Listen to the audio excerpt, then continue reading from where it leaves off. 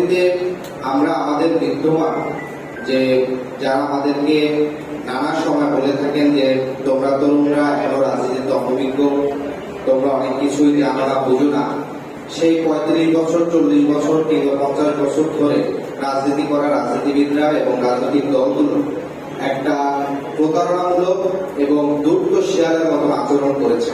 এবং আচরণটা শুধু আমাদের সাথে করেনি, জাতির সাথে একটা প্রতারণামূলক আচরণ করেছে। এবং আরেকটি বিষয় আমি যেটি বলবো যে 5ই আগস্ট পরবর্তীতে বাংলাদেশের ইতিহাসে যারা রাজনীতি করতে চায় সেই রাজনীতিবিদদের মধ্যে সবচেয়ে বেশি সৌভাগ্যবান তারেক রহমান, যার বাবা রাষ্ট্রপতি এবং একই সাথে মা প্রধানমন্ত্রী। এইরকম বাবা মা উভয়ের রাজনৈতিক লিডারিটি নিয়ে রাজনীতিতে আগমন করা সৌভাগ্য বাংলাদেশের ইতিহাসে কারো এখন পর্যন্ত হয় না, সামনেও সম্ভবত এই সুযোগ আর কারণ হবে না। তো সেই জায়গা থেকে একজন সাবেক প্রধানমন্ত্রী এবং রাষ্ট্রপতির সন্তান হিসাবে 5ই আগস্ট পরবর্তীতে তিনি প্রতারণামূলক এবং একই সাথে কাপুরুষোচিত পদক্ষেপগুলো গ্রহণ করেছেন। 5ই আগস্ট পরবর্তীতে যখন বাংলাদেশ সবচেয়ে বড় আইনি, অর্থনৈতিক এবং নানা ধরনের সংকট ছিল, তখন শিক্ষার্থীদের পক্ষ থেকে একটি জাতীয় সরকারের জন্য তাদের সহ রাজনৈতিক দলগুলোকে আমন্ত্রণ জানানো হয়েছিল। তারা সেই দুর্গ শেয়ারের মতন যেটি করেছে যে না, এখানে তোমরা ছাত্ররা বিপ্লব করেছ, অতএব তোমরা এবং একই সাথে বিশেষজ্ঞরা মিলে সরকার পরিচালনা করো। তারা জানতেন, যেহেতু তাদের পূর্বে রাজনৈতিক অভিজ্ঞতা আছে, যে এই সংকটে এই সিভিল সোসাইটি এবং শুধুমাত্র ছাত্র প্রতিনিধিরা সরকার পরিচালনা করলে সামনে তারা গর্তে পড়বে, তখন তারা পিছন থেকে এসে এই যে দায় দায়িত্ব এবং ক্ষতিপূরণ সেটা তাদের উপরে বর্তাবে না। ফলে বিএনপি দুর্গ শেয়ারের মতন জাতির ক্রান্তিকালে কাপুরুষোচিত আচরণ করে সংকটে দায়িত্ব না নিয়ে বরঞ্চ একটা সংকটের ভিতর ফেলে দিয়ে পরবর্তীতে সে এখন সেখানে বড় ভাই সাজছে। দ্বিতীয় যে প্রতারণামূলক আচরণটি করেছেন সেটি আমাদের পূর্বে বলেছেন যে আমাদের কমিটি ভাই যারা আসিফ নজরুল স্যার।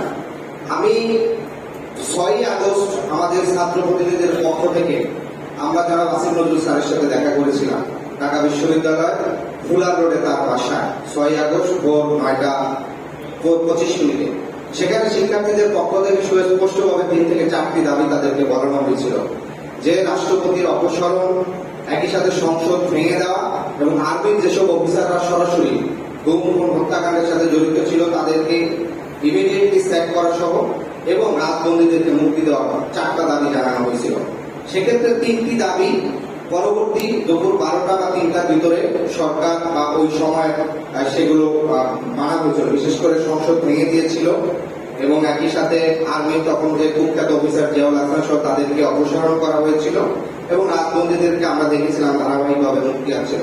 কিন্তু রাষ্ট্রপতির অপসারণ বিষয়ে যখন বলা হয়েছিল, তিনি বলেছিলেন যে ডক্টর ইউনূস যেই সরকারের প্রধান দায়িত্ব নেবেন, সরকার গঠনের পর 1 সপ্তাহের মধ্যে ডক্টর ইউনূসের আন্তর্জাতিক ব্যক্তিত্বের সামনে তিনি অনুরোধ করলে রাষ্ট্রপতি সরে যাবে, এটা নিয়ে তোমরা জটিলতা করবা এবং এটা আমরা অতি দ্রুত এটা সমাধান করে ফেলবো। তাহলে এই যে আমাদেরকে মানে একজন শিক্ষক হিসাবে শুধু তিনি না, রাজনৈতিক দলগুলোর কাছেও কিন্তু এই ধরনের একই সাথে আর্মির প্রধান এবং অন্যান্যরা, শুধু ছাত্র প্রতিনিধি না, অন্যান্য রাজনৈতিক দলের প্রধানগুলোর সাথে একই সাথে সিমান্টেনিয়াসলি এই আলোচনাটা চালাইছে যে রাষ্ট্রপতিকে রাখবো নাকি বাদ দিব।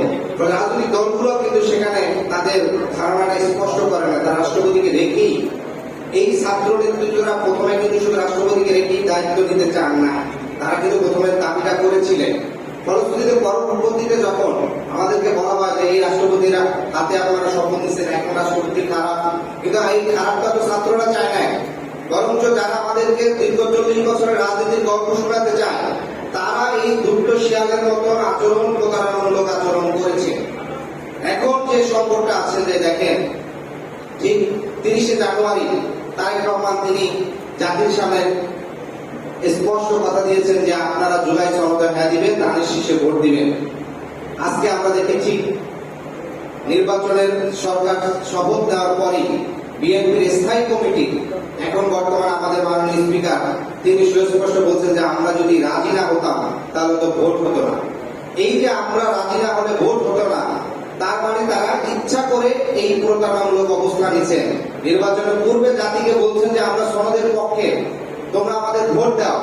আজকে আজকে বিএনপির জোর যে 51% তাদের জনসমর্থন ম্যান্ডেট দেখায়, এই 51%-এর মিনিমাম 30 থেকে 35% হচ্ছে হ্যাঁ পক্ষের ভোট।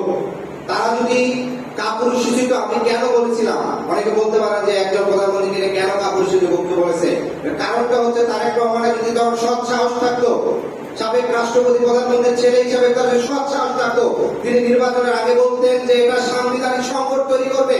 সালাউদ্দিনকে দিয়ে তিনি বক্তব্য দেন যে আমরা ন্যায়ের পক্ষে, অতএব আপনারা আমাদেরকে ম্যান্ডেট দেন। তিনি কাপুরুষোচিত ভাবে এই প্রতারণামূলক বক্তব্য দিয়ে জনগণের ম্যান্ডেট দিয়েছেন। এখন এসে তিনি সেটি বিপরীতে অবস্থান নিচ্ছেন, তিনি কোনো বক্তব্য দিচ্ছেন না।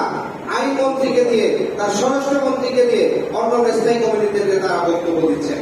আরেকটি গুরুত্বপূর্ণ বিষয়, অ্যাটর্নি জেনারেল তিনি বলেছেন যে এই অভ্যুত্থানকে অনেকে 90-এর গণ আন্দোলনের সাথে তুলনা করেন। আমরা বলবো বাংলাদেশের স্বাধীনতা পরবর্তী সময় থেকে 71 পরবর্তী 71-এর যে চেতনা নিয়ে সাম্য মানবিক মর্যাদা, বাংলাদেশের মানুষের আত্মমর্যাদা, অর্থনৈতিক মুক্তির জন্য স্বাধীন হয়েছিল, সেটা সম্পূর্ণ হিসাবে 24 সালে বিপ্লব হয়েছিল। 1990 সালে কোন গণ আন্দোলন এটাকে বলা যায় না, গণ অভ্যুত্থানও বলা যায় না। এটা সর্বোচ্চ রাজনৈতিক আন্দোলনের মাধ্যমে, ছাত্রদের মাধ্যমে এটা একটা ফয়সালা হয়েছিল। এবং 24-এ এই যখন এটাকে 90-এর সাথে তুলনা করা হয়, তখন গত 17 বছর ধরে বাংলাদেশের স্বাধীনতা সার্বভৌমত্ব থেকে পরোক্ষভাবে প্রতিবেশী রাষ্ট্রের কাছে যে চিহ্ন ছিল সেটাকে অস্বীকার করা হয়। আইনমন্ত্রী সেই অস্বীকারটা করছে। 2008 সালে সরাসরি প্রতিবেশী রাষ্ট্রের প্রত্যক্ষ নীল নকশা যে 8-এর নির্বাচনের মাধ্যমে এর 1 মাসের ভিতরে 57 জন সেনা কর্মকর্তাকে হত্যা করা হলো। বাংলাদেশের স্বাধীনতা সার্বভৌমত্ব তখন শুধু কাগজে ছিল, যার স্পষ্ট শুধু পতাকা ছিল, আর আমরা শুধু জাতীয় সঙ্গীত গেতে পারতাম। এইটুকু আমাদের স্বাধীনতা ছিল। আমাদের বিরোধী দল কারা হবে, আমাদের অর্থনৈতিক সিদ্ধান্ত কারা হবে, আমরা বিদেশিদের সাথে চুক্তি করতে পারবো কিনা, যেই সব রাজনীতিবিদরা ভারতের স্বার্থের বিরুদ্ধে বক্তব্য দিত, তাদেরকে এদেশের গোয়েন্দা সংস্থাদের মাধ্যমে গুম খুন করে হত্যা করা হতো। তাহলে যেই দেশের রাজনীতিবিদরা দেশের জন্য কথা বলে গুম হতো, তখন ওই দেশের প্রকৃত স্বাধীনতা থাকে? কোনোভাবেই থাকে না।